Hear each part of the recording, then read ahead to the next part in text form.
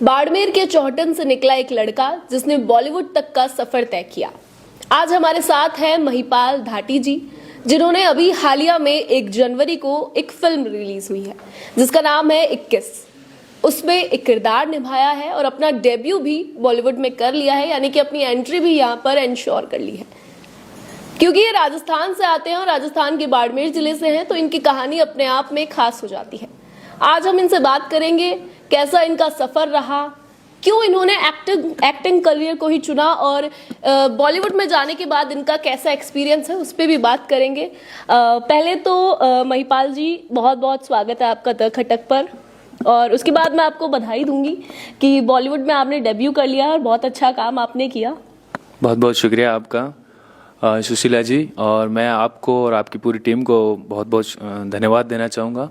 अशोक भाई को भी इस बात के लिए बहुत धन्यवाद देना चाहूँगा कि उन्होंने अपने यहाँ खटक में प्रोग्राम में मुझे इनवाइट किया, और बहुत बहुत शुक्रिया आपका। अच्छा, शुरुआत करेंगे कि कहाँ से आपको, पहले यही मेरा क्वेश्चन रहेगा कि एक्टिंग को ही क्यों चुना कि एक्टिंग में ही जाना है। उसके बाद हम सफ़र पे भी आएंगे, शुरुआत पे भी आएंगे, लेकिन पहले ये क्यूरियोसिटी आ जाती है।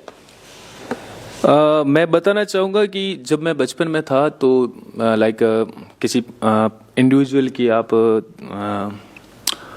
बॉडी देखते हो, आप उसको इंटीमेट करते हो, समझ रहे हो, आप उन चीज़ों को ध्यान से देखते हो कि वो किस तरह कर रहा है, उसकी मूवमेंट कैसी है, और ओवर द टाइम पीरियड फिर आप सिनेमा में कैसे जाते हो, आप मूवीज़ देखते हो। अब जैसे बचपन की बात करूँ तो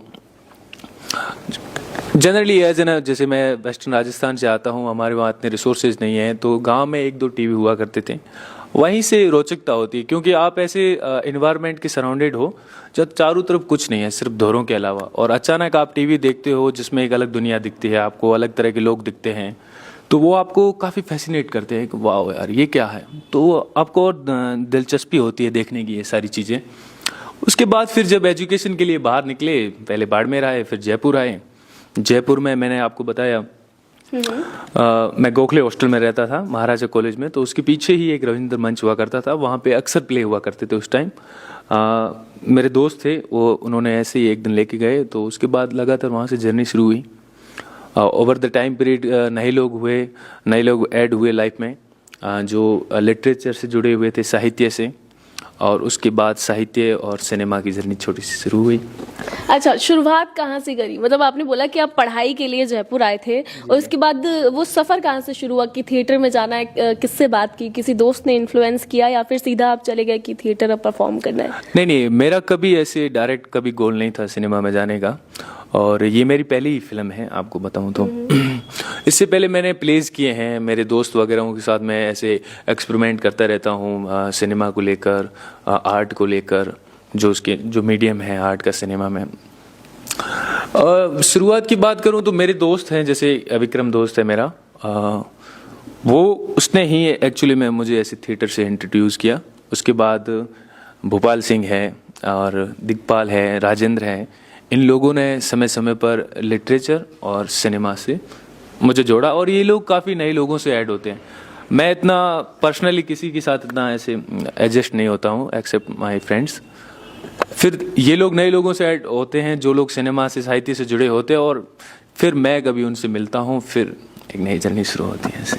अच्छा, कितना समय हो गया आपको अभी, लाइक थिएटर करते कितना समय हो गया? अगर थिएटर करने की बात करूं तो मुझे लगभग हो गए अब 3-4 साल, और ऐसे जुड़े होने के बाद तो मैं 2018-19 से जुड़ा हुआ हूं। खूब सारे मैंने प्लेस देखे, जयरंगम फेस्टिवल में या रविंद्र मंच पर खूब सारे ऐसे फेस्टिवल होते हैं। आप जवाहर कला केंद्र की बात कीजिए तो वहाँ पर खूब सारे ऐसे फेस्टिवल होते हैं, और वहाँ पर जयपुर में जो भी आर्टिस्ट हैं मोस्टली वहीं पर आते हैं। फिर आप आर्टिस्टों को देखते हो जो थिएटर प्रैक्टिशनर है या फिर जो थिएटर सिखाते हैं, जैसे मान लो साबिर खान है, साबिर सर है जो, तो आप धीरे धीरे चीज़ें ऐड करते जाते हो। इन्वायरमेंट जब आपके चारों तरफ वैसा होता है, फिर आप लेट्स गो।